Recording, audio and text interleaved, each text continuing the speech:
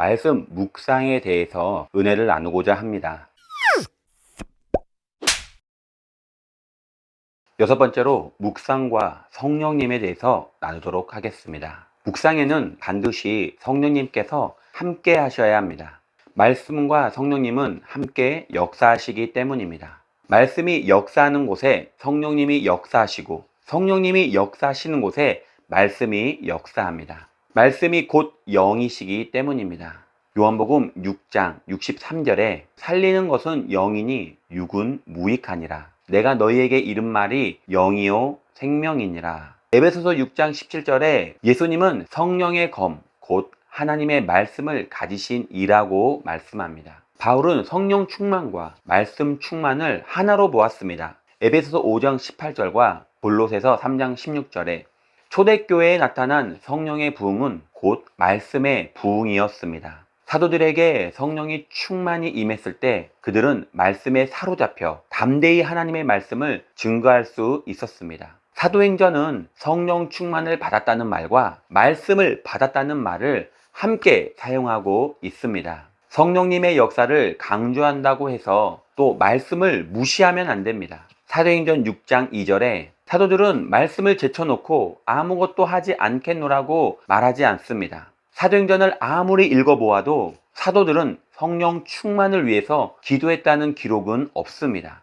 다만 하나님의 말씀을 담대히 전하게 달라고 기도했을 뿐인데 그 결과 그들은 성령의 충만함을 받았습니다. 예수님은 말씀만 하옵소서라고 고백했던 백부장의 믿음을 최고의 믿음이라고 칭찬하셨습니다. 이방인이었음에도 불구하고 하나님의 말씀의 능력을 믿었기 때문입니다. 말씀과 성령님이 함께 하실 때 하나님의 놀라운 능력이 나타납니다.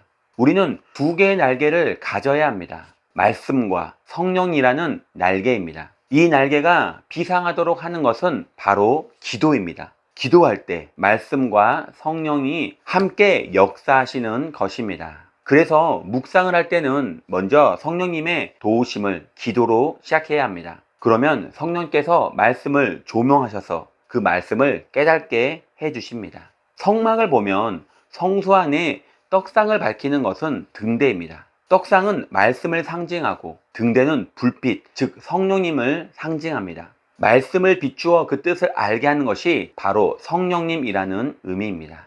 우리가 정적으로 성령님을 의지한다면 성령님은 우리를 말씀 가운데로 인도하실 것입니다. 그래서 사도 요한은 너희는 주께 받은 바 기름 부음이 너희 안에 거하나니 아무도 너희를 가르칠 필요가 없고 오직 그의 기름 부음이 모든 것을 가르치며 또 참되고 거짓이 없으니 너희를 가르치신 그대로 주 안에 거하라 라고 말씀합니다. 성령께서 친히 모든 것을 가르쳐 주신다는 말씀입니다. 말씀 묵상은 전적으로 성령님의 도우심을 받아야 합니다. 우리 곁에 지혜와 총명으로 오셔서 우리를 깨우쳐 주십니다. 말씀이 우리 발의 등이요 빛이 되도록 성령님은 역사해 주십니다. 우리가 해야 할 일은 말씀을 사모하듯이 우리는 성령님을 사모해야 합니다. 오늘도 말씀을 묵상할 때 성령님을 인정하고 환영하고 모셔드려 성령님의 인도함을 받는 복된 하루가 되시기를 예수님의 이름으로 축원드립니다.